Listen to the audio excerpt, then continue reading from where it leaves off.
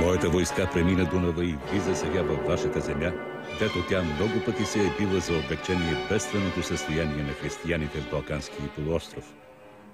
С мое поверение храбрата моя войска е натоварена да огради за довека вашата народност и да ви оздрави ония свещени права, без които не може и да се мисли за мирно и правилно развитие на вашия граждански живот. Тия права вие сте спечелили не с сила на въоръжен отпор, а със скъпа цена на вековни страдания и мъченическа кръв, в която така много време сте тънали вие и вашите покорни бащи и деди. Вие преминувате сега дни приснопаметни за вас. Ударил е вече часът на освобождението ви от мюсулмански и безправни гнет. Слушайте руската власт, изпълнявайте точно нейните нареждания. В това е вашата сила и спасение. Александър II, 1877 лето, юни.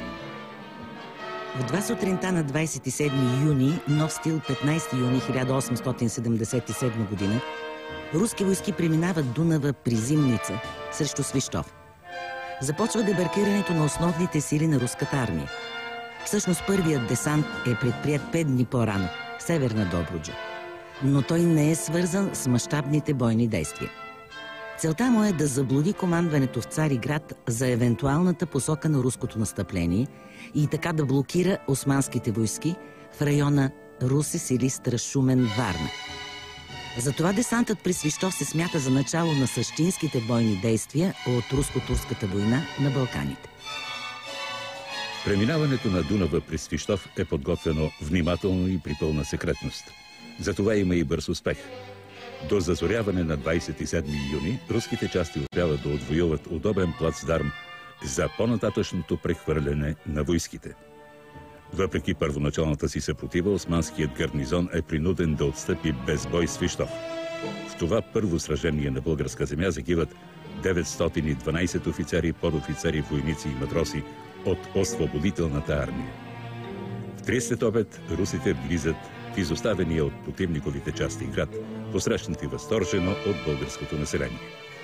Свищов е първият български град, освободен след 5 века османско владичество. 6 дни по-късно, на 3 юли, Свищов за първи път посреща и българска войска. През Дунава се прехвърлят дружините на българското опълчение.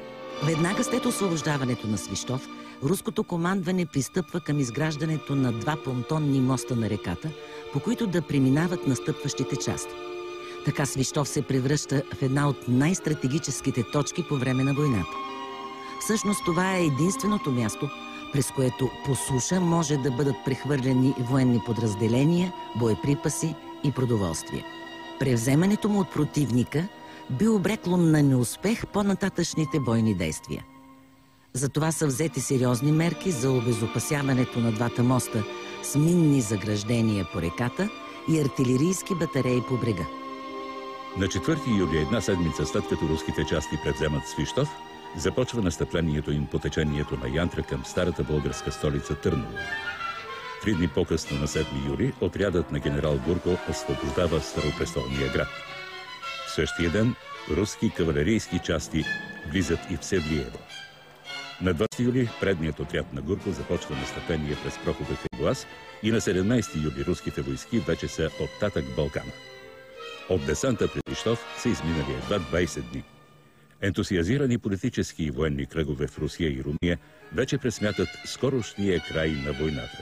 Но не би. Въпреки първоначалния си победоносен марш на юг от Дунава, руската армия попада в задънена улица заради стратегически грешки на своето командване и силната съпротива на османските части, които на места започват контратака. След превземането на Никопол на 4 юли, командващия западния отряд генерал Николай Криденер получава задачата да настъпи към Плевен, но прави фатална грешка, като решава да даде почивка на войските си. През това време Осман паша безпрепятствено прехвърля от Видин 23 000 войска и започва да строи укрепителни съоръжения по плевенските височини. Руското командване все още не подозира, че му предстои няколко месечна обсада на Плевен. Междувременно, предният отряд на генерал Гурко е принуден да отстъпи от района на Стара Загора и Казанлък и да се върне на позиции по Стара планина. Така, въпреки първоначалните прогнози, че войната ще приключи само за няколко седмици, тя се проточва цели 8 месеца и Османската империя капитулира едва през март 1878 година.